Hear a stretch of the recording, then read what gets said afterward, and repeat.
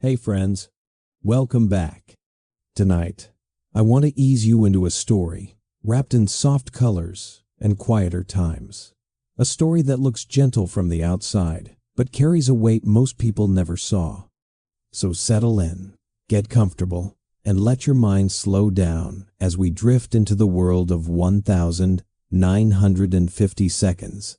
Suburbia, a place often remembered for tidy lawns, fresh pressed dresses, sparkling kitchens, and smiles that seem to never slip. But behind those perfect surfaces lived expectations so heavy and so constant that many women felt like they had to become a whole different version of themselves just to keep up. Imagine waking up in a home where the day does not simply begin. It demands. The moment the sun touches the curtains, you are already expected to be cheerful, polished, and ready to glide through a long list of tasks without a hint of strain. That pressure did not arrive loudly. It arrived as a quiet set of rules woven into advertisements, magazines, friendly advice from neighbors, and even the conversations women had with themselves in the mirror. Rules that whispered, "Do not just keep the home running, make it perfect. Do not just raise the children, make them admired. Do not just manage the daily work, do it gracefully, without ever appearing tired, frustrated, or overwhelmed." A good housewife was not just measured by what she did. She was measured by how effortlessly she appeared to do it. If you look at old magazines from this era, you will see that serene image everywhere. Women with flawless curls and soft smiles posed beside spotless ovens, gleaming floors, and platters of food, arranged so neatly it looks like they belonged in a museum. These images were not just decoration. They were instructions. They told women exactly how they should look, how they should behave, how they should feel, and even how they should hide the parts of themselves that did not fit the picture. And so, in thousands of American households, mornings became quiet performances. A woman might wake up exhausted from the day before, but she stood up with a smile because the world expected her to be ready. Breakfast had to be prepared, lunches packed, dishes washed, children dressed, laundry sorted, and schedules organized, all before the first cup of coffee even had a chance to cool. The pressure did not stop there. It followed her through each room she cleaned and every errand she ran. The kitchen had to sparkle, the living room had to look ready for unexpected guests, the children had to behave like cheerful commercial actors, and dinner had to appear on the table as if by magic without any sign of the effort behind it. And if she fell behind, if the laundry piled up, or her hair fell out of place, or she let out one small sigh of frustration, she risked being labeled careless, ungrateful, or simply not trying hard enough. Expectation was everywhere, in the neat rows of suburban houses, in the quiet competition between neighbors, in the polite conversations where everyone nodded and smiled, while secretly wondering if they were the only one struggling. And that is the part the history books often skip, the emotional weight of appearing endlessly composed. Women were not just managing homes. They were managing their own image every hour of the day. The home became a stage, and the housewife became the performer expected to deliver a perfect show. Every morning routine, every grocery run, every coffee visit with friends, every PTA meeting, every dinner served on time. It all became part of a much larger performance, built around one core message: do it all, and do it all quietly. Society treated her work not as a full-time job, but as something that should come naturally to her. If she succeeded, people said she was simply doing what women were meant to do. If she struggled, people said she must not be disciplined enough, organized enough, or dedicated enough. That is an incredible amount of pressure to put on one person, especially when she was expected to meet these standards without complaining, without showing fatigue, and without ever admitting that she sometimes needed help. Add to this the constant eyes of the neighborhood windows, facing windows. Lawns lined up like entries in an unspoken competition, and the pressure grows heavier. A weed in the yard, a wrinkled dress, a child misbehaving, or a dinner not ready on time could all become reasons for whispers. Everyone smiled at each other over the hedges, but everyone also noticed everything. Women learned to mask their real feelings because showing them felt risky. If she appeared too tired, someone might talk. If she looked sad, someone might speculate. If she admitted being overwhelmed, someone might decide she was not cut out for the role society expected her to play. So she perfected the smile, the calm voice, the graceful movements, the appearance of endless patience and gentle cheerfulness. And over time, this performance became automatic, so much so that many women began to forget the difference between what they felt and what they were supposed to feel. They tried to live up to a standard no one could honestly meet. They carried a workload that would exhaust anyone. They worked without days off, without recognition, and without the freedom to say, "This is too much." And yet they were told, again and again, that they should be grateful. Grateful for their home. Grateful for their family. Grateful for the simple life that looked so perfect from the outside. But perfection has a cost.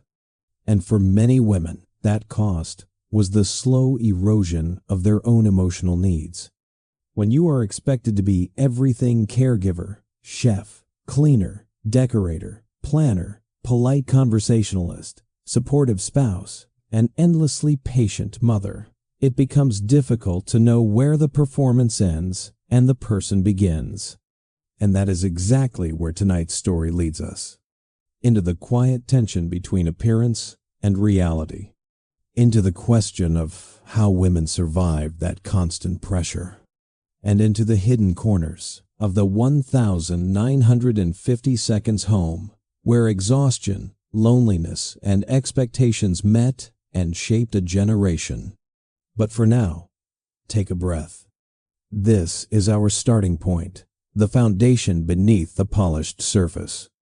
The deeper story, the one the history books did not quite explain, is waiting just ahead. If we follow the story deeper into the rhythm of suburban life, we eventually reach a small but powerful corner of the home, the medicine cabinet. It sat there quietly, often behind a mirror, holding bottles that looked harmless, tiny amber glass, neat white labels, polite instructions. Nothing about them seemed dramatic. Nothing hinted at the role they were slowly beginning to play in the lives of millions of women. Yet inside those bottles lived the invisible support system that helped many housewives keep up the appearance of effortless perfection. This was not something people talked about openly, and certainly not something a woman would mention at a neighborhood coffee gathering. But behind closed doors, one pill promised energy, another promised calm, another helped her sleep, and another softened the edges of a life filled with expectations she could never quite meet. It started gently. A doctor might recommend a little something to help with nerves, or a small booster to help with morning fatigue. These suggestions came with reassuring smiles, as if the doctor were offering nothing more unusual than vitamins. In that era, the medical world often saw emotional exhaustion not as a product of overwhelming pressure, but as a personal imbalance that could be fixed chemically. And because doctors were trusted figures, pillars of authority, in a time when people rarely questioned them, women accepted the prescriptions without hesitation. After all, if the doctor said it would help, why not? And so, a quiet pattern began. A stimulant in the morning, to lift her energy and sharpen her focus. A tranquilizer in the afternoon, when her heart raced from trying to meet 100 expectations at once. A sleeping pill at night, when her mind refused to slow down. Sometimes a gentle tonic or cocktail layered in the evenings, because even in the calmest homes, the day rarely ended with true rest. This cycle did not appear overnight. It settled in gradually, like a routine that built itself. One morning, she might take a pill just to help her through a particularly busy day. The next week, she might take another because she felt strangely sluggish or overwhelmed. Soon, the medicine cabinet became part of her daily rhythm, tucked between the toothpaste and the cold cream, so familiar that it no longer felt like medical help. It felt like part of the performance. And the performance demanded a lot. Imagine trying to keep the house spotless. Not just because it should be clean, but because the cleanliness itself was a symbol of your worth. Imagine cooking 3 meals a day, managing the children's schedules, preparing for school events, arranging visits, ironing clothes, tracking shopping lists, hosting neighbors, balancing bills, and keeping up appearances, all while maintaining a smile that communicated steady positivity. In that environment, the pills did not feel indulgent. They felt necessary. Morning stimulants became especially common. Amphetamine-based medications were often promoted as safe, helpful, even modern. They promised sharper focus, consistent energy, a lift that could make the difference between a dragging day and a productive one. Advertisements encouraged women to embrace the idea of the pep you deserve. Doctors saw them as a tool to keep anxiety and fatigue at bay. The society around them quietly approved, because a peppy housewife made the home feel smoother, more cheerful, more controlled. Over time, many women stopped questioning the routine. They took their morning pill with coffee, then moved through the early chores with a bright efficiency that felt almost like magic. It was easy to forget that this energy was not entirely their own. It came from a small, powerful tablet that made everything a little faster, a little sharper, a little easier to handle. But the speed had a side effect. When you push your body forward with chemical energy, it eventually pushes back. By mid-afternoon, the same woman who ran through her tasks with near-perfect precision might start to feel jittery, anxious, or overstimulated. Her heart might race. Her thoughts might tangle. Her emotions might sharpen in uncomfortable ways. And that is where the second half of the cabinet came in: tranquilizers. Medications like Milltown and others promised calmness, softening the edges of her day and helping her keep the serene demeanor she was expected to maintain. These pills were marketed as gentle, safe, and modern tools for a smoother life. Friends quietly compared notes. Doctors prescribed them generously, and women came to depend on them because they offered something rare relief. By evening, when the house finally quieted, the exhaustion from the stimulant tranquilizer cycle often left women restless and unable to unwind naturally. Sleep did not arrive gently. Their minds kept racing long after the house went dark. And so, nighttime pills entered the picture as well. Small, smooth tablets promising deep, dreamless rest. They worked quickly and effectively, but they were another layer in a growing dependency, one that many women never intended to develop. They were not seeking escape. They were seeking balance. They wanted to be the best wives, mothers, hostesses, and neighbors they could be. They wanted to keep up with a world that demanded perfection at every hour. And the pills seemed like the only way to survive the pressure without letting the mask slip. Even husbands had their own coping systems, though society framed theirs differently. While women quietly turned to prescription bottles, men often leaned on alcohol-based tonics, after-dinner drinks, or digestive aids that smoothed the rough edges of their day. In many households, both partners were quietly self-medicating in socially accepted ways. But for women, the stakes were different. Their dependence was not seen as a cultural ritual. It was hidden, private, tucked behind frosted glass and polite silence. What made this cycle so powerful was that it blended seamlessly with the rhythms of daily life. It did not feel dramatic or dangerous. It felt like part of the routine, another tool in the long list of responsibilities she carried. The pills helped her serve breakfast with a cheerful voice, glide through the grocery store with a serene expression, host neighbors with a perfect smile, manage children with controlled patience, and present a peaceful home to the world. But underneath each step was a quiet truth. The performance was chemical as much as it was emotional. She was not living a simple life. She was managing a complex one with tools she never fully understood, tools no one warned her about, tools that slowly shaped her body and mind in ways that felt invisible at first.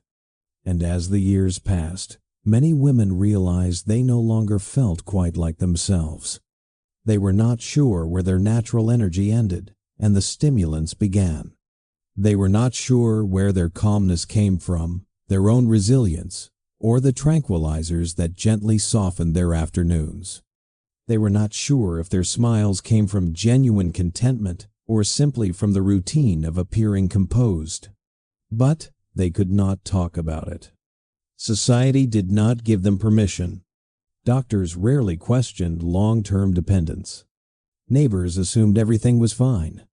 And families, especially children, learned to see the medicine cabinet as part of daily life, a quiet ritual never discussed. This was the unspoken world behind the glossy magazine covers. A world where women held themselves together with a combination of willpower, routine, and tiny pills that kept the performance smooth. A world where the pressure to be perfect did not just shape their schedule, it shaped their chemistry. And a world where the cost of appearing effortlessly cheerful began to grow quietly and steadily underneath the surface. When we move deeper into the heartbeat of the 1950s home, we eventually reach a small, almost unremarkable place, the bathroom mirror. Behind it sits the medicine cabinet, modest, tidy, always kept closed, as if it were just another part of the house, like a drawer of towels or a shelf of soaps. But for many women, this little cabinet became something far more meaningful, a silent witness to their private battles, their exhaustion, their hopes, and the pressure they felt every day, but never dared speak aloud. It was the one place in the home where the truth lived, even if the rest of the world never saw it. Open it, and you would not find anything dramatic. Just small amber bottles arranged neatly beside lipstick tubes and jars of cold cream. A few labels bearing the names of medications the doctor prescribed with reassuring confidence.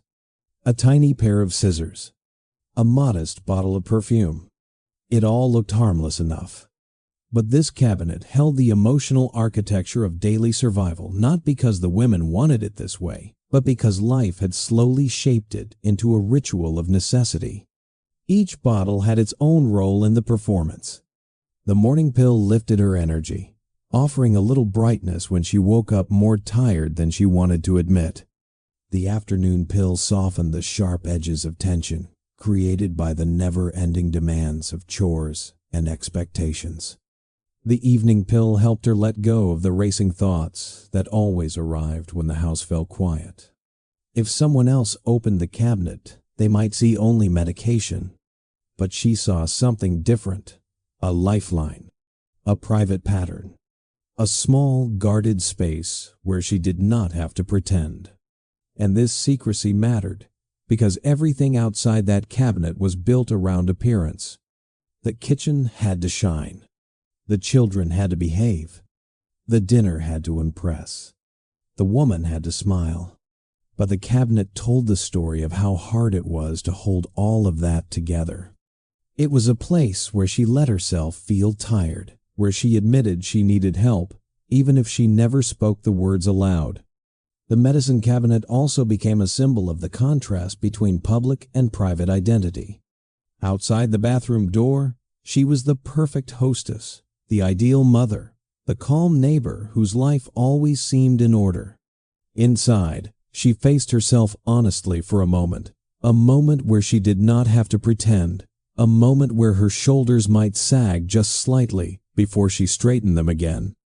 That space, even if only a few inches wide, became the border between the woman she showed the world and the one who carried the weight of unspoken responsibilities.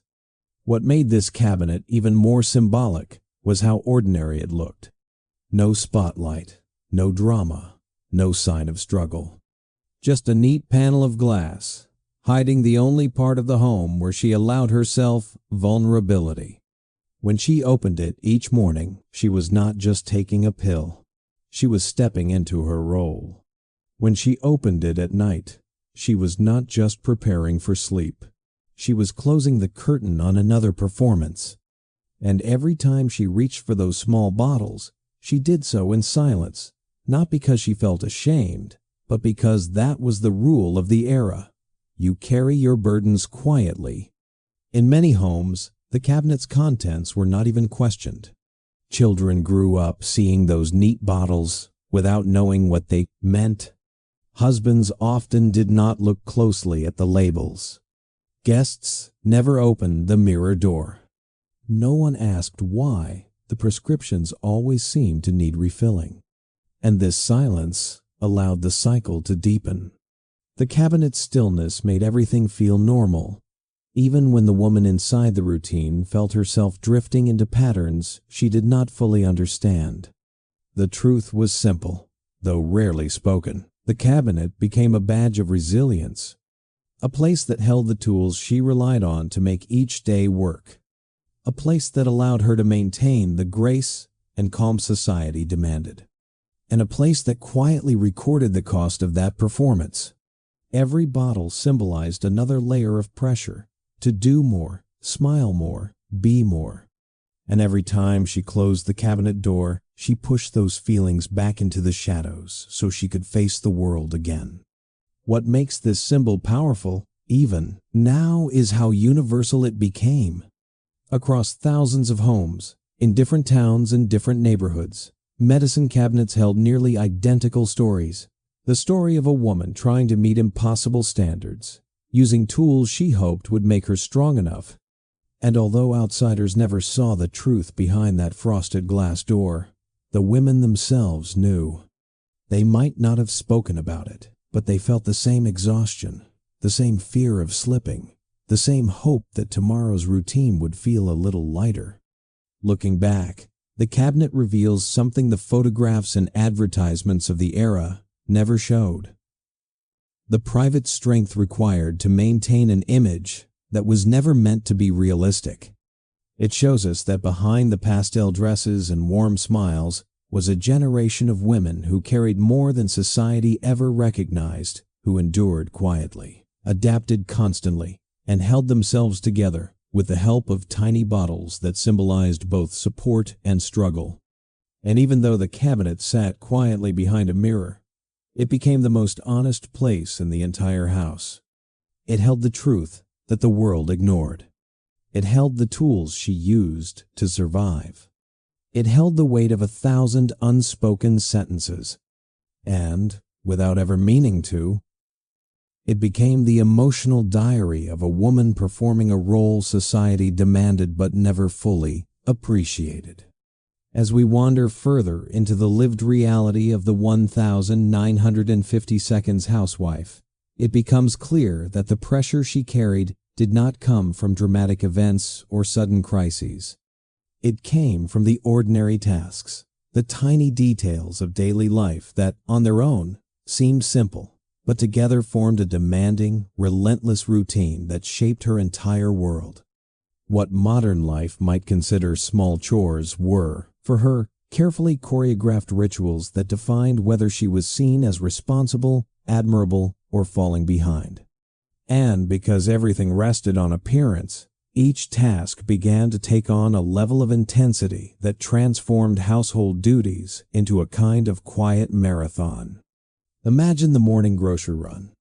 Today, it might be a quick stop after work or a fast delivery order.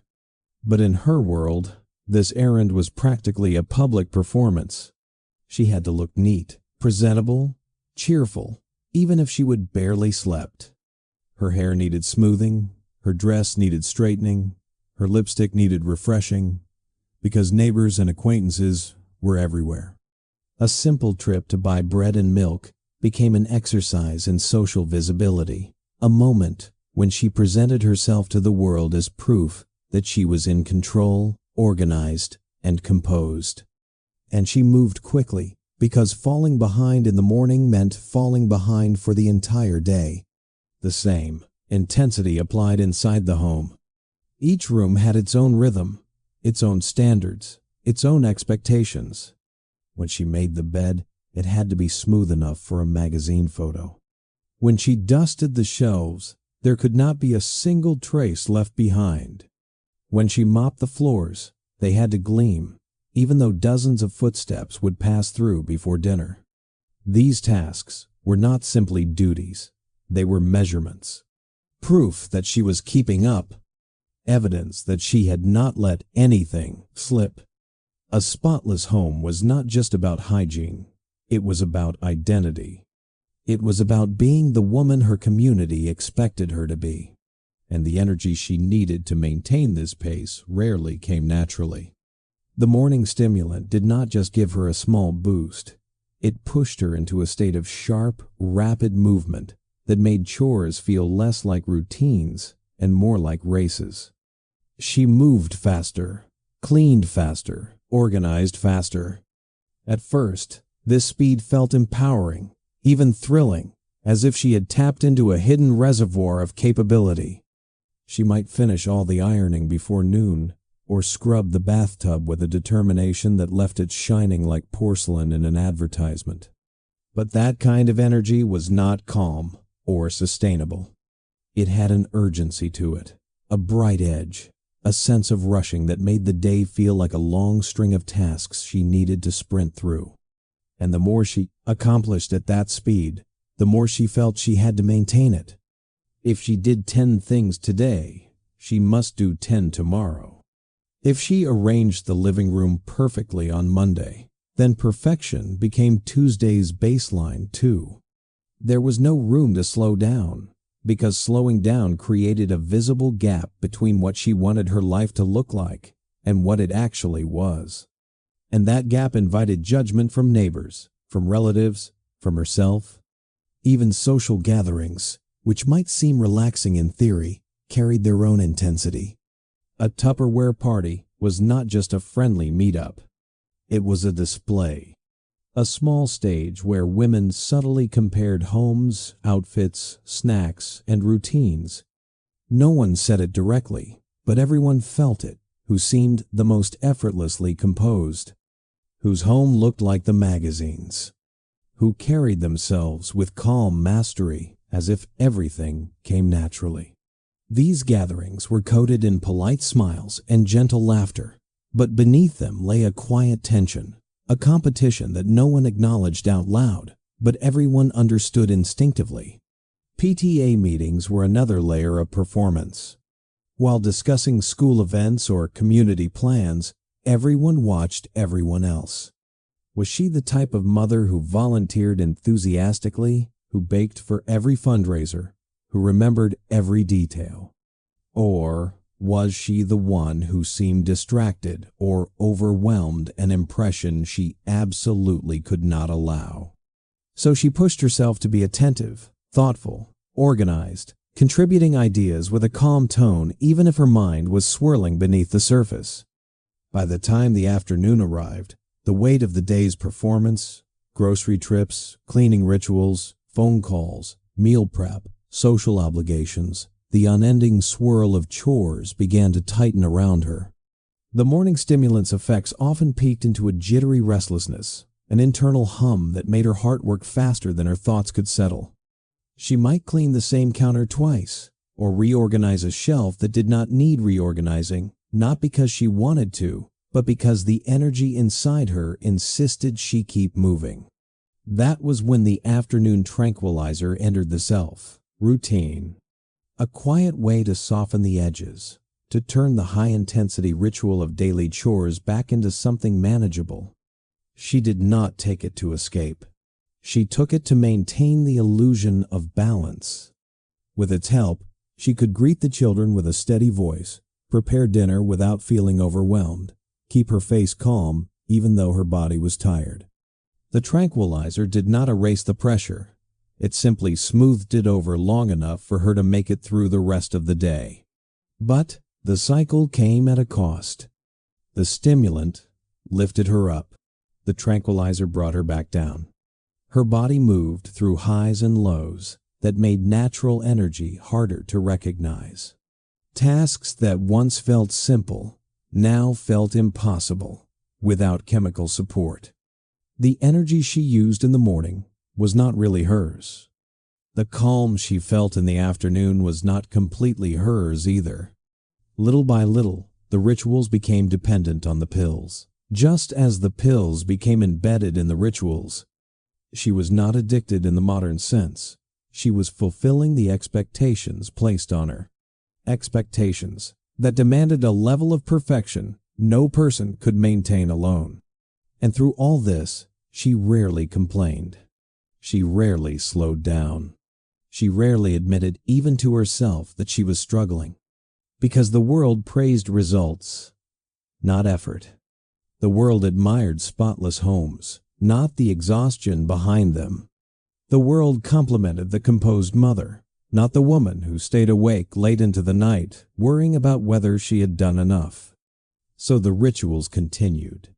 Chore after chore, day after day, powered by tools she never asked for, but quietly came to rely on. And while the world saw calmness, competence, and control, she felt something different inside, a sense that she was always racing, always catching up, always one step away from letting the facade slip. This was the hidden intensity of the 1,950 seconds homemaker's life. The quiet marathon she ran every single day. And as we move forward, the picture becomes even clearer. The pressure did not just shape her schedule. It shaped her mind, her body, and her sense of self. As we drift further into the everyday world of the 1,950 seconds woman, we find that the pressure she faced did not stay locked inside the home. It followed her out. The front door and into the social spaces that were supposed to bring connection and comfort. Coffee mornings, church gatherings, Tupperware parties, neighborhood barbecues. These events looked cheerful and harmless on the outside. Places where women laughed, shared recipes, traded beauty tips, and talked about the latest sales at the department store. But beneath those soft conversations lived an entirely different current, a quiet, constant comparison that shaped how every woman stood, spoke, dressed, and even smiled. Nothing about these gatherings seemed competitive at first glance. There were no contests, no scoreboards, no prizes. Yet each woman knew, without being told, that she was being observed. Her outfit, her posture, her tone of voice, her energy level, all became invisible measurements. People did not compete openly. They competed through subtle glances, gentle comments, polite smiles that said more than words ever could. Everyone wanted to appear composed. Everyone wanted to seem capable. Everyone wanted to be the kind of woman others admired, or at least respected, in the quiet hierarchy of suburban life. Step into a Tupperware party, and you could feel this unspoken tension, even before the hostess began her cheerful demonstration. Women inspected each other gently, but thoroughly. The shine on a pair of shoes, the crispness of a dress, the quality of a manicure. Even the way someone carried a plate of cookies or arranged the coffee cups could become a point of discussion later. Never harsh, but always precise. Appearances mattered, not because anyone was trying to be cruel, but because the era itself taught women that their value was intertwined with presentation. A polished appearance meant control. Control meant competence. And competence, in that time, was everything. The pressure intensified because no one acknowledged it. Everyone behaved as though they were simply enjoying an afternoon together, laughing lightly, sipping tea, trading parenting tips. But inside, many women felt the flutter of anxiety. Was my home clean enough when the guests arrived? Did I choose the right dress? Do I look as calm as everyone else? Am I keeping up with the women who seem to glide effortlessly through every conversation? That kind of self-monitoring did not come from vanity. It came from survival. When your worth is measured quietly but constantly by your community, every detail feels meaningful. Every gesture becomes part of a larger performance. And this was precisely why medication blended so seamlessly into these gatherings. A morning stimulant helped her move quickly before the event, ensuring she could straighten every cushion and wipe every counter before the first knock on the door. A small dose of calmness softened her nerves just enough to greet her guests with a warm, steady voice. She did not take the pill to impress anyone. She took it so she could feel like she belonged, so she could match the grace and poise that seemed to flow naturally from the women around her. The gatherings were full of warmth on the surface, compliments exchanged, stories shared, laughter rising in gentle waves. But underneath it all was the quiet truth. These women were performing for one another, each one trying to look composed, efficient, and emotionally steady. A spotless home was not just a background for the event. It was a message. It said, "I have everything under control." A perfectly baked cake said, "I am capable." A fresh dress said, "I am thriving." And a calm smile said, "My life is as peaceful as it looks." But the reality was often more complicated. Many women felt exhausted by the time the first guest arrived. Many worried about small details only they could see. Many wondered if the other women felt as tired as they did. But no one asked. No one broke the illusion. To admit struggle was to risk appearing less capable, less organized, less together than the others. So everyone stayed silent. And the silence itself became part of the performance. Even the casual afternoon coffee gatherings became battlegrounds of subtle comparison. When a neighbor stepped into someone else's kitchen, she noticed everything without meaning to. The way the light hit the freshly polished counters, the vase of flowers arranged just so, the folded dish towels, the clipped coupons organized neatly by the fridge. These little details formed a quiet ranking system, one that lived entirely beneath the surface. No one talked about it, but everyone felt it. It was not malicious. It was cultural, a pressure inherited and reinforced with every polite visit, every magazine cover, every advertisement reminding women what ideal looked like. And so the social world became an extension of the home's expectations.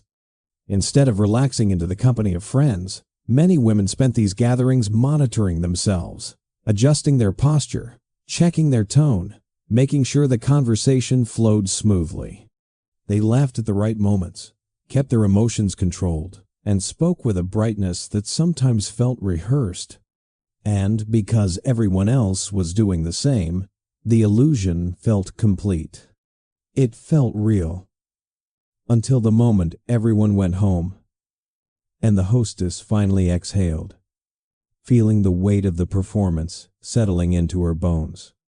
What is important to understand is that these women were not trying to deceive one another. They were trying to protect themselves from judgment in a world that left them very little room for imperfection. Social gatherings were less about connection and more about maintaining the appearance of a perfect life. The polite conversations, the tidy homes, the calm voices all told the same story: I am fine, everything is fine. And because everyone repeated this message, no one felt safe enough to say anything different. In that sense, these gatherings were not competitions in the modern sense. They were comparisons born from shared pressure. They were quiet evaluations shaped by cultural expectations. And they were one more place where women had to hold themselves together with more strength than anyone realized.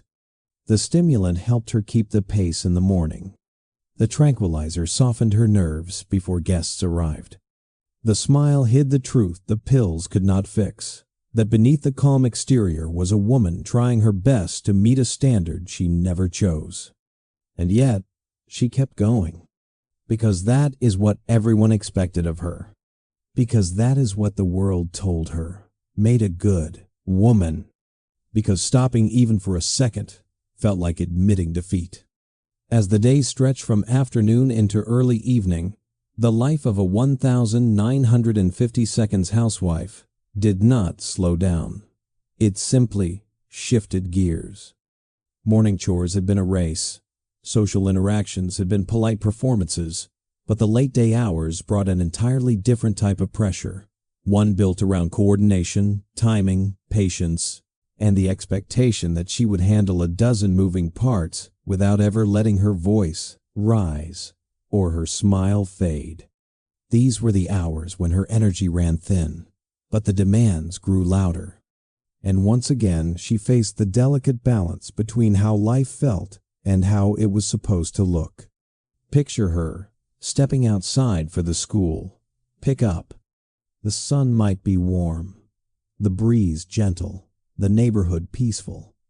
But inside her mind, the to-do list kept rolling endlessly. Did she remember to thaw the chicken? Did she have all the ingredients for dinner? Would the kids be in good moods today? What time was the PTA meeting? Had she ironed the shirt her husband needed? Behind her calm expression lived a quiet storm of planning and calculating, all happening beneath the surface while she walked with composed steps toward the schoolyard. The pickup scene itself was far from calm. Dozens of children spilled out of classrooms at once, bursting with stories, energy, and emotions. She listened patiently, because that was what good mothers did while simultaneously managing backpacks, scanning homework sheets, and mentally adjusting dinner prep time based on how long the chatter lasted. Other mothers stood nearby, exchanging small talk, each one performing the same combination of attentiveness, patience, and effortless poise. Even here, in the chaos of children running around, the standards remained. Keep your cool, keep your smile, keep everything under quiet control. The drive home brought its own challenges. Sibling arguments, questions, complaints, spilled snacks, all those tiny moments that pull at a parent's patience. But she stayed steady. She answered gently, redirected conflicts, kept one eye on the road and the other on the mirror, monitoring the shifting moods of her children. And in the back of her mind, the clock kept ticking. Dinner time was approaching. The house needed tidying. Her husband would be home soon. The evening had to unfold with the appearance of smoothness. When she stepped back into the house, she did not get a moment to exhale. The second the door closed, the next role began. Dinner manager. She moved into the kitchen with practiced efficiency, opening cupboards, turning on burners, measuring spices, keeping an ear on the children, checking the oven temperature, and mentally rehearsing the sequence of the meal. Everything had to be timed perfectly, not because anyone demanded perfection explicitly, but because the culture around her implied it constantly. A late dinner was not just late. It felt like a failure. A chaotic dinner was not just messy. It felt like a sign that she had lost control of her day. And this was the moment when the pressure of the day often pressed hardest. Her body was tired from the morning's speed and the afternoon's errands. Her mind buzzed from the stimulant still lingering in her system. Her nerves felt thin and stretched. And so, quietly, discreetly, she might take a small afternoon tranquilizer to bring herself back to the calm she needed. Not sedated, just steady enough to cook, listen, organize, and greet her husband with a serene face. She was not escaping anything. She was preparing for the second half of her shift. As pots simmered and pans sizzled, She moved quickly, but gracefully. She wiped counters as she cooked, sorted mail between stirring intervals, organized backpacks, while waiting for water to boil. Everything happened at once, and yet she looked unhurried, because she had learned over time to blend speed with smoothness. The children interrupted her with requests or questions, and she responded with patience even when she felt her energy waver. Dinner was not just food on the table. It was a symbol of order, of care, of stability. And because she carried that symbol heavily, she pushed herself through moments of exhaustion, keeping her tone soft even when her body begged for a pause. Then came the evening's social obligations, PTA meetings, school events, community gatherings. These were not optional, not if she wanted to be seen as engaged, attentive, and responsible. At PTA meetings, she sat in rows of chairs beside other mothers, listening carefully as teachers discussed upcoming fundraisers, holiday events, and classroom needs. She took notes, nodded politely, and volunteered for tasks even when her schedule was already overloaded. To decline felt unacceptable. To appear overwhelmed felt dangerous. The illusion of ease had to continue, even in these fluorescent-lit rooms filled with clipboards and calendars. In these spaces, she often found herself silently comparing her own efforts with those of other parents, who had baked for every event, who chaired committees, who balanced everything with a smile. And even though the comparisons were mostly unspoken, they shaped her expectations of herself. She wanted to be seen as reliable, involved, helpful, not because she loved every task, but because that was the measure of a good mother in her community. And so the list of responsibilities grew longer. By the time she returned home, the house buzzed with another kind of activity. Children needed help with homework. Her husband wanted a peaceful meal. Dishes accumulated. Laundry called. She tucked away her fatigue and moved from one task to the next, each one part of the image she maintained so carefully. And the deeper reality settled in. She was living two versions of the same life. The calm one everyone saw, and the chaotic one hidden in the spaces between movements, breaths, and thoughts. What is most striking is how invisible this effort was. To her family and her neighbors, she simply made it work. But inside, every step required a delicate balancing act. She could not show the chaos. She could not voice frustration. She could not let the mask slip. So she created an internal system of tiny adjustments, softening her voice when she felt overwhelmed, smoothing her dress when she felt scattered, pressing a smile into place even when her mind raced. She was performing not out of vanity, but out of obligation to a role she never had permission to question. And when dinner ended and the house finally quieted, she still did not stop. There were lunches to prepare for the next day, notes to read, clothes to fold, floors to sweep. By the time she reached her bedroom, the weight of the day felt heavy, her mind still buzzing. And this was where nighttime routines began. Routines that often relied on a small sleeping pill to calm the mind that had been stretched in too many directions. On the outside, everything looked effortless. The pickups, the dinners, the PTA meetings, the tidy evenings. But on the inside, each moment was a carefully managed storm. A storm she controlled with grace, energy, medication, and sheer determination, not because she wanted perfection, but because everyone expected her to deliver it. As we move deeper into the emotional landscape of the 1950s Housewife, we begin to see that one of the strongest forces shaping her daily life was not inside the home at all. It was outside, in the neighborhood, woven into the air she breathed every time she stepped onto her porch. The neighborhood was not just a place to live.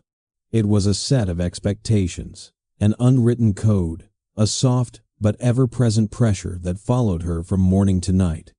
And the most difficult part was that this pressure did not come from anyone saying something out loud. It came from what everyone did not say. Every neighborhood had its own rhythm, its own social choreography. Lawns trimmed evenly, driveways swept clean, hedges clipped at just the right height, curtains washed and hanging perfectly straight. Even the sidewalks seemed to demand a certain level of tidiness and control. The women who lived there did not gather in meetings to decide these standards. They simply absorbed them, day after day, through glances, comments, and the quiet ways people noticed everything. It was not the kind of pressure that shouted or scolded. It whispered. It suggested. It lingered as a tiny voice in the back of her mind when she walked outside to check the mail. Is someone watching? Does the yard look tidy enough? Am I dressed well enough in case I run into someone?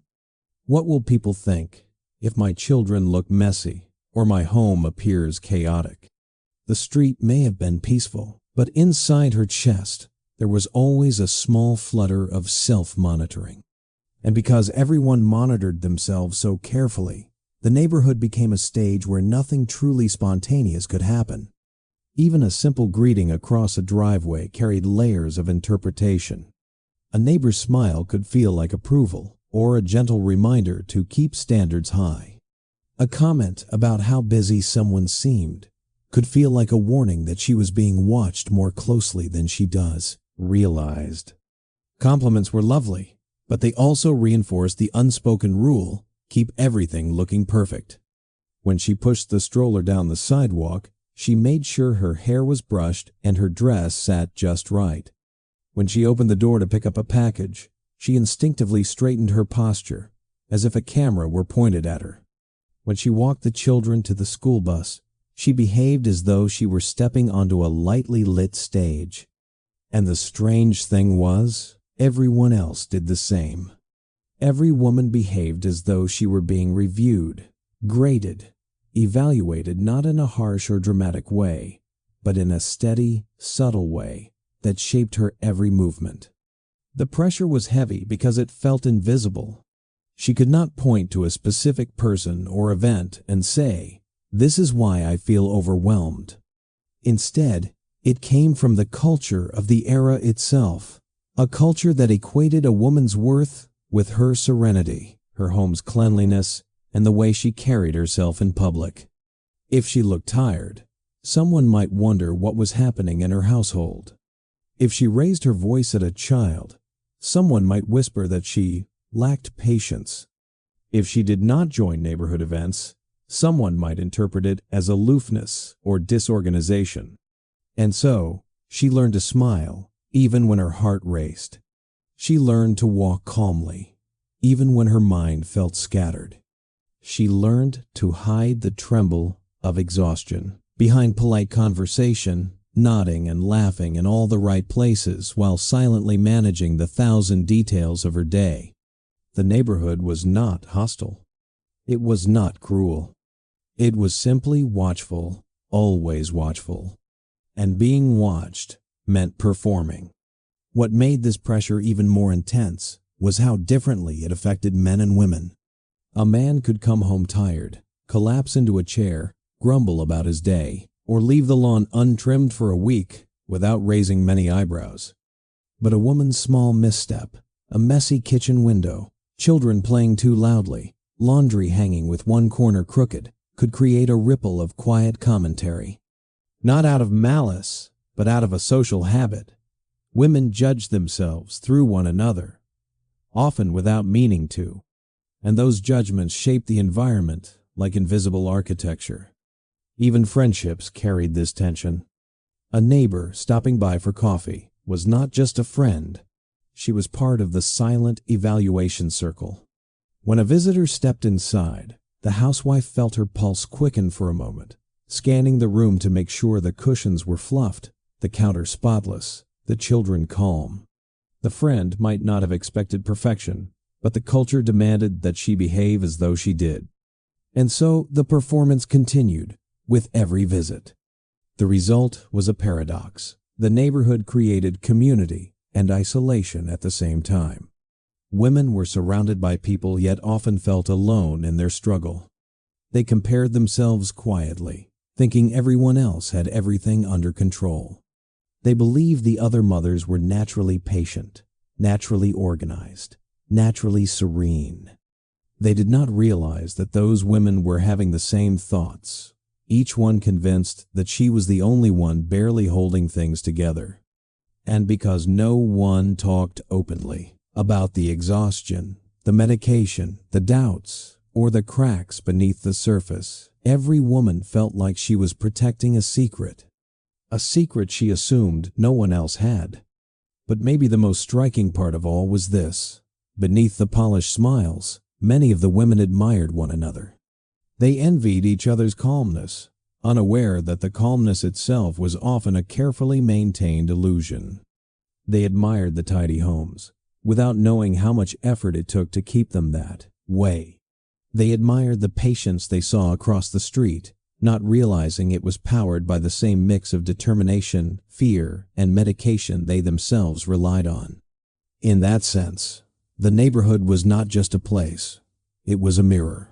A place where every woman saw a reflection of what she thought she should be, not realizing she was staring at someone who was struggling just as hard. And because no one broke the silence, the pressure continued, shaping behaviors, shaping routines, shaping lives in ways that would echo long after the era faded. The neighborhood did not need rules written on paper. The expectations were etched into the air itself, soft, subtle, and unrelenting. And because she breathed that air every day, those expectations became her own, guiding her decisions, her emotions, and even the way she held herself when she stepped out to water the flowers. As the day slipped from late afternoon into that soft golden hour, the real test of a 1950s housewife truly began. Morning chores were one thing predictable, quiet, performed in the solitude of a tidy kitchen. But the late afternoon, that was when the world seemed to hit fast forward. It was when the house felt like a tiny stage balancing laughter, chaos, demands, and expectations, all landing at exactly the same time, and all demanding exactly the same amount of energy she no longer had. And yet, she somehow managed to deliver. This part of the day was a strange paradox, the most chaotic and the most curated. She handled it all with a smile, so practiced that even she could not always tell whether it was genuine or simply muscle memory.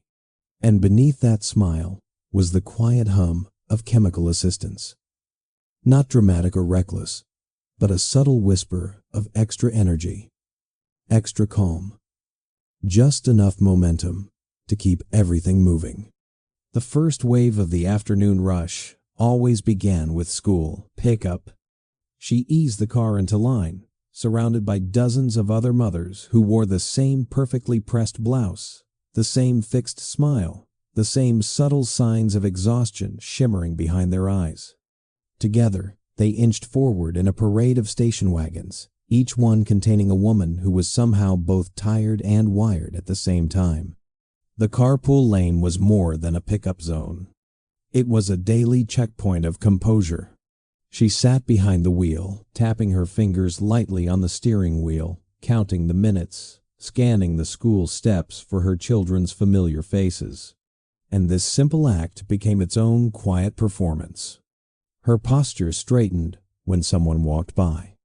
Her smile slipped into place when another mother waved. She offered polite conversation through the rolled-down window, like small sips of social obligation, gentle, quick, and harmless.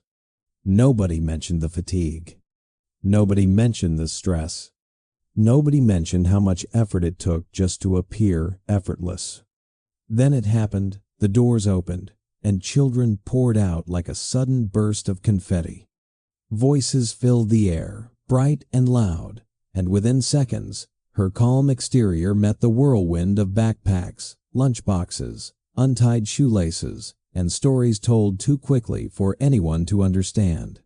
She gathered them in, asked about their day, smoothed hair, fixed collars, buckled seatbelts, and reassured, distracted, redirected, all with the seamless precision of someone who had done it hundreds of times. By the time she pulled out of the parking lot, the real juggling act began, supervising arguments in the back seat, mentally planning dinner, remembering the PTA meeting later, calculating how much time she had to clean the kitchen before her husband came home, and figuring out where she had left her grocery list. Her reflections lived in quick flashes, minute-long bursts of clarity sharpened by morning stimulants and softened by the afternoon calmers that kept her from unraveling under the noise. Once home, she stepped back into the familiar arena of the kitchen. This room was her command center, her workplace, her stage, and her proving ground all at once. The counters gleamed from her morning cleaning. The sink was empty for now, and the clock ticked steadily, reminding her of the narrow window she had to create a meal that looked effortless, tasted familiar, and arrived right on schedule. Cooking dinner in the 1,950 seconds was not just a chore. It was part performance, part ritual, part emotional labor. She chopped vegetables with the focus of a surgeon, stirred pots with the rhythm of someone who had done this dance too many times to count, and moved between the oven and stove like a conductor guiding a noisy orchestra. The aroma of onions browning, the clatter of utensils, the children's voices drifting in from the living room, it all blended into a scene that felt both comforting and exhausting. And yet, she handled it with stunning grace. The kind of grace that made it easy to forget how much she held inside. The kind of grace that made everything seem stable, even when her thoughts were darting between the rising pot on the stove, the spelling test tomorrow, the PTA form that needed signing, and the tiny tremor in her hand she hoped no one would see. Dinner was more than food. It was proof. Proof that she was holding everything together. Proof that she could balance the noise, the mess, the expectations, and still set a warm plate on the table by 6. Her husband walked in just as the last dish was placed down. His presence signaled a shift in the atmosphere, a shift she had prepared for all day. She greeted him with warmth, checked his tie, listened to his stories from work, and adjusted herself accordingly. If he seemed tired, she softened her voice. If he seemed talkative, she matched his energy. If he seemed distant, she compensated with more attentiveness. She was the emotional cushion of the home, absorbing the day from every direction and reshaping it into neutrality. The effort of it never showed. After dinner came the PTA meeting, another stage, another performance, another balancing act. She walked into the school gym with her notebook, her smile, and the controlled brightness that suggested she was fully present, fully capable, and fully willing to take on more responsibilities if needed. And she always did. She volunteered for committees. She took notes. She planned events. Her pen moved quickly, her mind racing even faster. The stimulants sharpened her edges just enough to keep her engaged, while the remaining calm from earlier in the evening kept her from tipping into overwhelm. The PTA meeting was not just a gathering of parents. It was a ritual of comparison, cooperation, competition, and quiet admiration. Every woman in the room looked polished. Every woman seemed prepared. But beneath their calm nods and polite exchanges lived the same tiny cracks, the same quiet strain, the same internal script that said, keep going, keep smiling, keep up, do not show too much. And she fit perfectly into that script. By the time she got home, the house was dim and quiet. The children were already in pajamas. The dinner dishes were drying on the rack. The kitchen counters were wiped clean, as though the whirlwind of the last few hours had not happened at all. And though her body ached and her mind felt stretched thin, she moved with the same soft determination that had carried her through the day. She was tired, deeply tired, but her performance had been flawless. The house looked calm. Her family felt tended to. Her commitments were met. And she had managed, once again, to balance the impossible. This part of her day, the school pickup, the dinner rush, the meetings, the constant shifting of roles, showed not just how much she endured, but how much she held together. And she held it all with grace made from equal parts love, expectation, habit, and the subtle chemical cushion that helped her show up one more time, one more hour, one more task. She did not just survive the evenings. She mastered them. As we move further into the emotional undercurrent of the 1950s home, we find that the expectations placed on the housewife did not stop with her. They spread, quietly and almost invisibly, to the children who lived in that environment. Kids absorb everything: tones, glances, silences, routines, and in these tightly managed suburban households, they learn from a young age that certain topics did not belong in the open air. They learned that some truths had to be folded up like laundry and put away neatly, just like the grown-ups did. Children did not understand the medication, not exactly. They did not read prescription labels or count pill bottles. But they noticed things. They saw the small pills on the bathroom counter in the morning, the glass of water placed next to the sink, the soft click of the medicine cabinet opening before breakfast. They saw their mother standing still for a moment, just one quiet second, before she inhaled deeply and stepped back into her role. And even if they could not explain it, they sensed that these moments carried weight. Children are experts at sensing moods, even when adults try to hide them.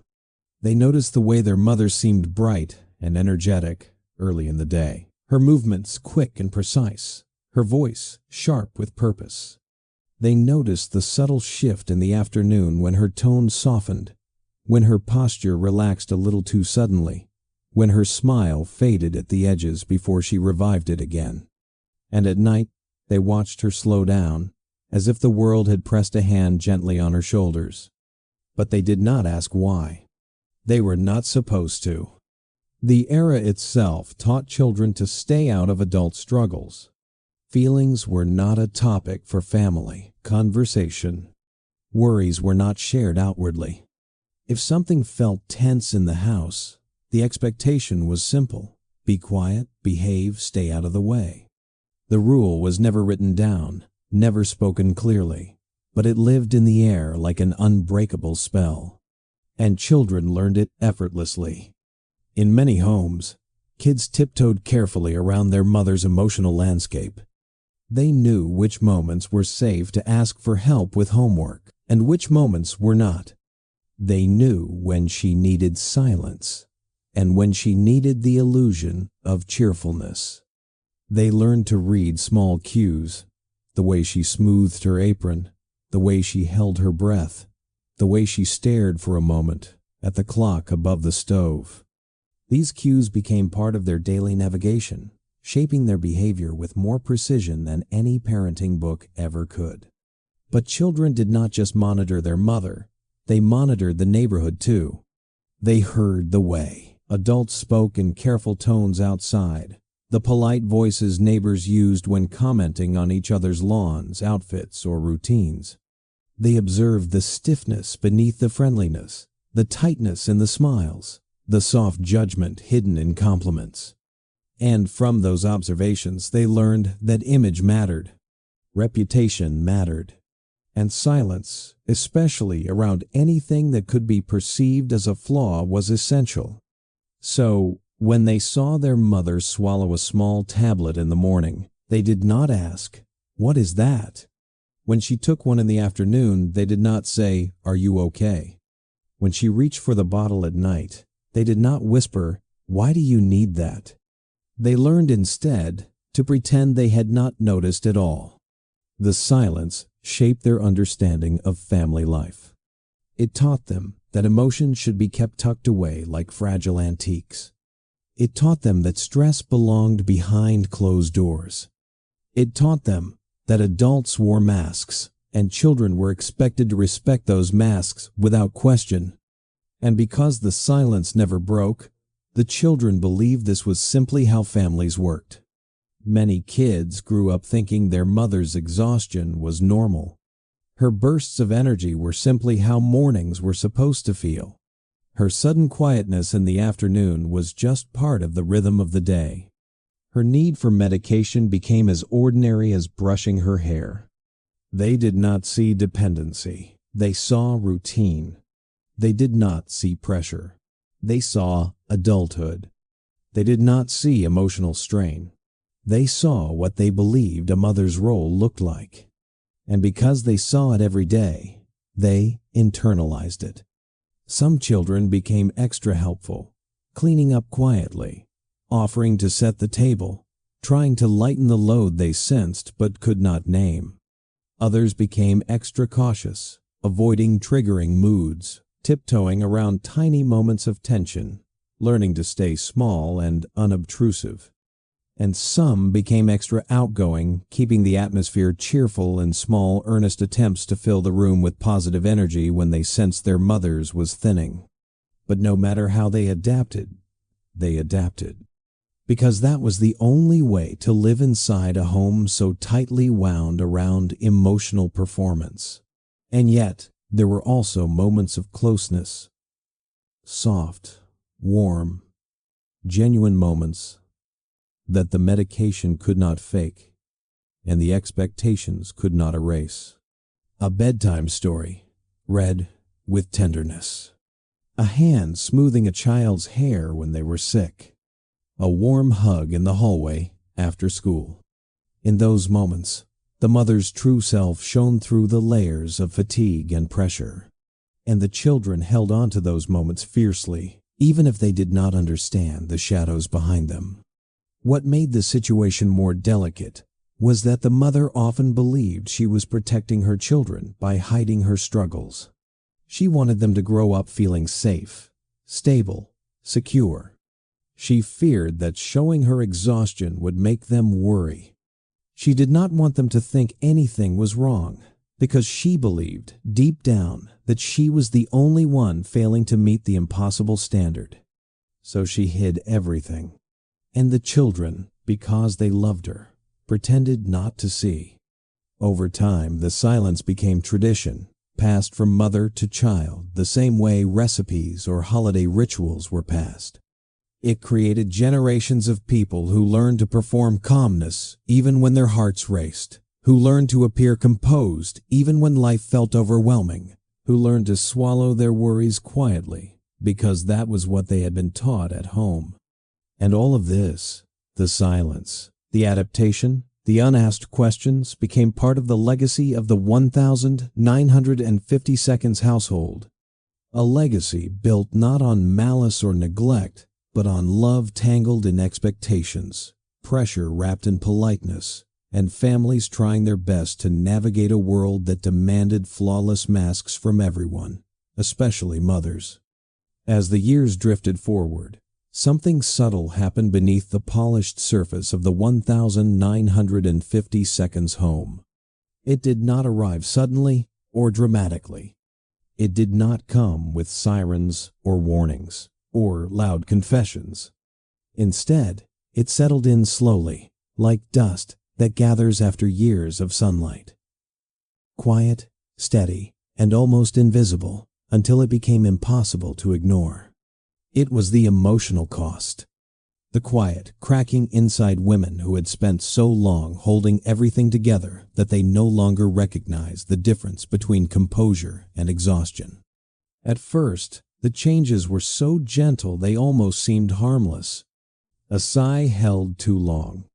A moment in the kitchen where she forgot what she came to get. A morning when the stimulant did not lift her spirits the way it once did. A night when the sleeping pill did not soothe her mind quite enough. Little things. Tiny signals. Easy to dismiss. Easy to blame on a long week or a restless night. But beneath these small moments was a deeper truth. She was tired. Not the kind of tired a nap could fix, but the kind that lives inside the bones. Burnout in the 1950 seconds did not look like today's version. It did not come with therapy appointments or open conversations about mental health. It came in silence, in the way her hands trembled slightly when she buttoned her blouse, in the way she paused before climbing the stairs, gathering strength in secret, in the way she sometimes stared at her reflection as if trying to remember who she used to be before the world handed her a script and told her to perform it flawlessly. Some days, she felt like she was moving through water slow, heavy, pushing against an invisible current. Other days, she felt wired and restless, unable to sit still, her thoughts racing faster than her chores. The medications that once helped her stay balanced began to shape the rhythm of her emotions more than she realized. The stimulants gave her bursts of energy that sometimes tipped into anxiety. The tranquilizers eased her nerves, but dulled something inside her. The sleeping pills brought rest, but also fog. She did not plan for any of this. No one did. Doctors of the era prescribed these medications, like cures for ordinary life. Advertisements promoted them as tools for the modern woman, promising relaxation, energy, clarity, whatever she needed to maintain her perfect home and perfect demeanor. The medical system did not understand dependency the way it does now. It did not see the long-term effects. It did not warn women about emotional fatigue, chemical imbalance, or the slow erosion of their inner resilience. So she kept going. She kept showing up. She kept performing. But burnout has a way of carving itself into the small corners of the day. She felt it in the mornings, when her smile took an extra second to gather. She felt it in the afternoons when the children's chatter felt too loud, even though she loved them deeply. She felt it during dinner, when her hands shook slightly as she set the table. She felt it at night, when she lay in bed staring at the ceiling, her thoughts swirling even after the sleeping pills softened their edges. And yet, she told no one. Who could she tell? Her friends were also performing. Her mother believed women should endure quietly. Her husband expected stability, not crisis. The community valued calmness, not vulnerability. And the children, those gentle-hearted observers, depended on her too much for her to collapse in front of them. So she hid the burnout behind politeness, the exhaustion behind routine, the emotional weight behind a smile that had become second nature. But sometimes the cracks showed.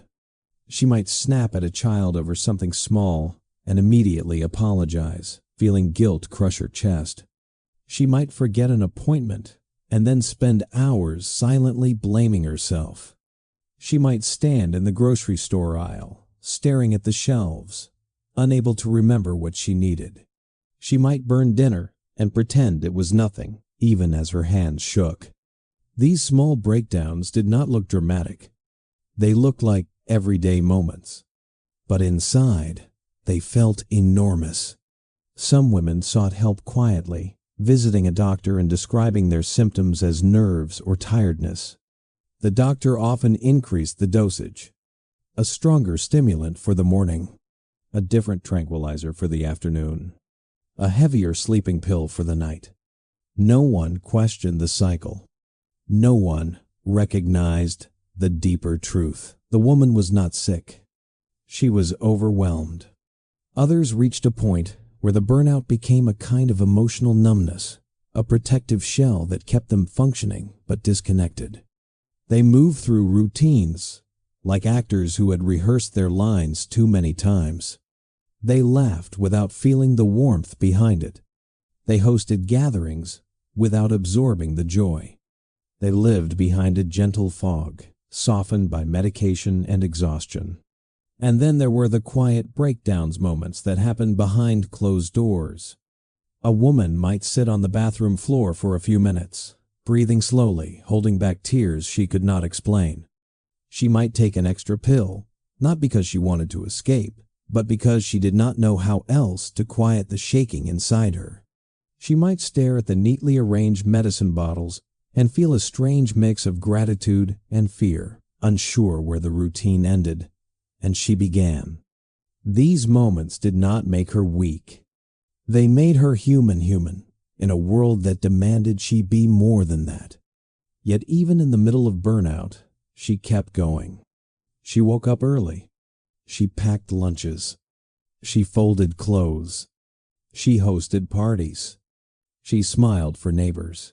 She maintained the image of serenity because she believed she had to. Because she believed it was the right thing to do. Because she believed no one else saw the shadows she carried. But the shadows did not mean she lacked strength. In fact, her endurance was extraordinary. She carried more than anyone realized. She held her family together. She kept the home functioning. She protected her children from the pressures she endured. She filled her days with service, devotion, and effort that rarely received recognition. Her burnout was not failure. It was the natural result of impossible expectations supported by invisible burdens. And understanding, it lets us see her not as a fragile figure of the past, but as a symbol of perseverance, of quiet endurance, of a generation of women who carried more than their world ever admitted. As the years unfolded, something in her routine began to shift, in a way she did not notice at first. It was not sudden. It was not alarming. It was not the kind of change anyone would look at and say, something is wrong. Instead, it grew like a vine, slow, quiet, wrapping itself gently around her daily life until it blended so seamlessly that she could not tell where the routine ended and the reliance began. It started with the morning pill. Not because she felt she needed it emotionally, but because it made the morning manageable. It helped her move through the first tasks of the day with clarity and speed. It gave her confidence, sharpened her focus, made the world feel less heavy. And because it worked, because it made her feel like she could meet the day's demands, it became part of her identity. A soft ritual. A small promise she made to herself, with this, I can do it. Without it, she felt slightly off rhythm, like her mind was half a step behind her feet. The afternoon tranquilizer followed the same path. At first, it was only for the rare, difficult day, the days when her hands trembled under the weight of the morning's tasks, or when the noise of the children stacked too heavily against her already thin patience. But soon, the rare day became every day. The pressure did not ease. The expectations did not shrink. The stimulant from the morning often left her jittery, pushing her thoughts faster than her emotions could follow. So the tranquilizer became the counterbalance. And then it became the comfort. Taking it did not feel like dependency. It felt like stabilizing her own mood, like being responsible, like smoothing the edges so she could be the kind mother, the calm wife, the collected hostess everyone expected. The pill did not change her personality. It just made her feel like she could express the version of herself she believed she was supposed to show the world. The evening sleeping pill completed the cycle. She justified it easily. Who would not need help falling asleep after a day like hers? So much noise. So many tasks. So many expectations coiled tightly inside her chest. When she lay down at night, her mind often refused to rest. Thoughts raced. Plans unraveled. Regrets replayed themselves in loops. Her emotions, muted during the day, resurfaced quietly in the darkness. And the sleeping pill did not make her unconscious. It simply dimmed the chaos. It allowed her to drift into the soft, quiet dark she desperately needed to face the next day. But slowly, without her noticing, the pills stopped being occasional support and became the scaffolding of her entire routine. If she woke up late and skipped the morning stimulant, the day felt foggy, heavy, unmanageable. She could not tell if she was truly tired or if she had simply grown used to the boost. When she tried to skip the afternoon tranquilizer, her heart felt too loud in her chest. Her thoughts moved too quickly. The noise of the house suddenly felt sharper, more jarring. And if she attempted to fall asleep without the nighttime pill, she lay awake for hours, staring at the ceiling, listening to the refrigerator hum, feeling her heartbeat flutter with a quiet urgency she could not identify. She never said the word dependent. It did not feel like that. She was not taking the pills to escape responsibility. She was not trying to numb herself. She was not chasing any kind of thrill. She was simply trying to maintain a life that demanded more from her than any human being could give naturally. And in that sense, the dependency did not feel like a flaw. It felt like a strategy, a way to keep the plates spinning, a way to keep the house calm, a way to maintain her image, her routine, and her emotional balance. And because the medication was given by a doctor, written on official pads, packaged in proper bottles, she trusted it. She trusted that it was safe. She trusted that it was normal, that it was what women like her were supposed to. I do. Even society quietly endorsed it. Advertisements showed women holding small bottles with gentle smiles, promising relief for the modern mother. Magazines printed columns about managing nerves and lifting energy. Doctors, overwhelmed by the era's expectations, prescribed the pills freely, believing they were helping, believing the medications were harmless, believing that women simply needed a boost to keep up with the fast-paced, image-driven life of the post-war household. And because no one questioned it, she did not either. Her friends took similar pills, though none of them talked about it openly. The medicine cabinet in one house looked almost identical to the one in the next. The routines mirrored each other like reflections in neighboring windows. The whole community was quietly propped up by the same pharmaceutical rhythms, yet each woman believed she was the only one relying on them so deeply. Dependency did not bring her shame, not because she lacked self-awareness, but because the word itself did not exist in the language of her world. She did not think her reliance was a sign of weakness. She thought it was a sign of commitment. Commitment to her family, her home, her responsibilities, her role. And maybe that is the most heartbreaking part. She never realized she was carrying something heavy. She believed she was simply doing what a woman was meant to do. No drama, no confessions, no awareness that the tools she leaned on were shaping her emotions, her body, her sleep, her identity. Over time, her natural sense of energy blurred with the artificially lifted mornings. Her authentic calm blurred with the medicated afternoons. Her true rest blurred with the quiet chemical dusk of her nights.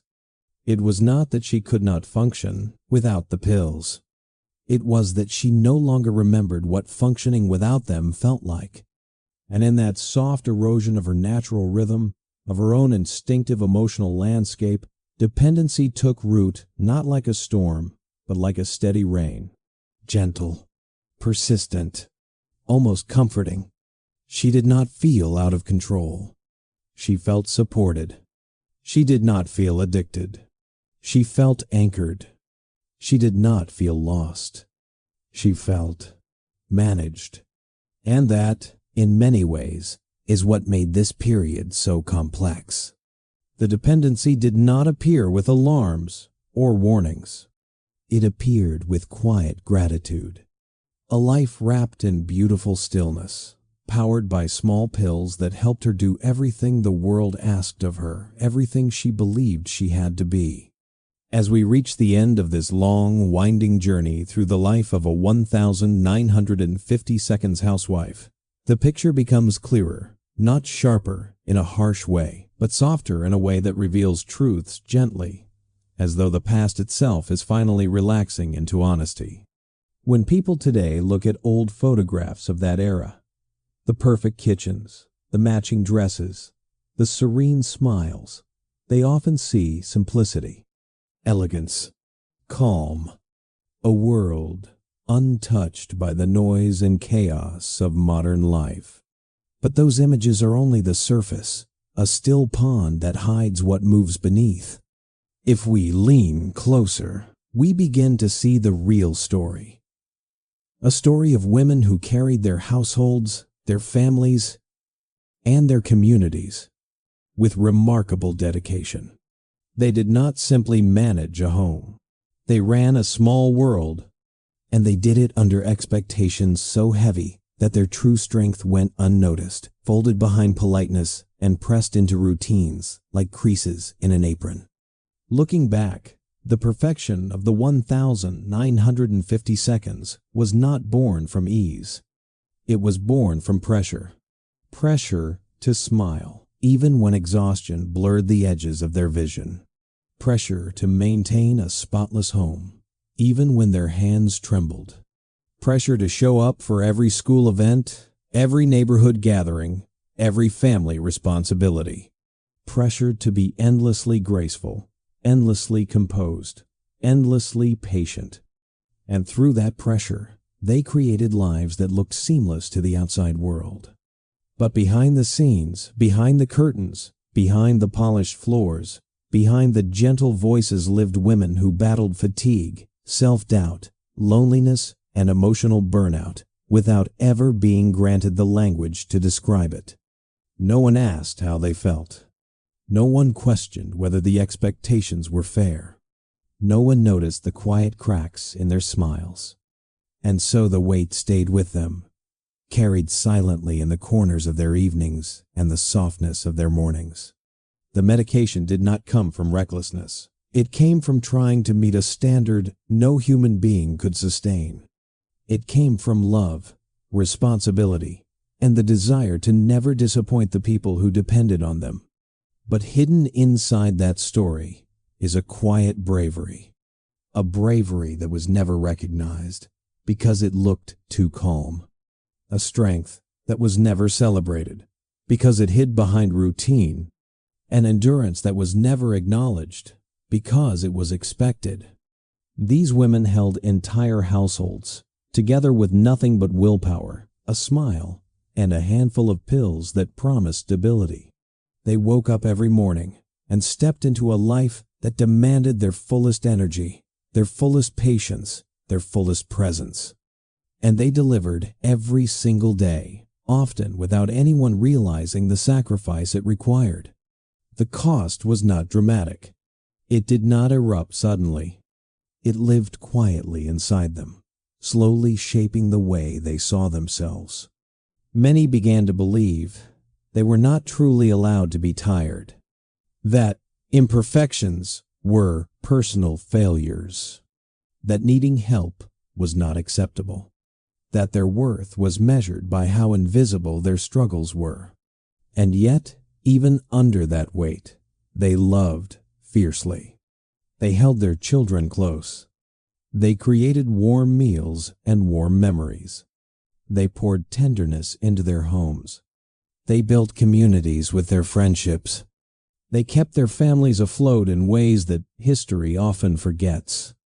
When we reflect on their lives now, the story becomes less about dependency or perfection and more about humanity, about the courage it takes to show up every day, about the toll of silence, about the beauty and the burden of being the emotional center of a family, and about how impossible standards can shape a life so deeply that a person loses sight of her own needs.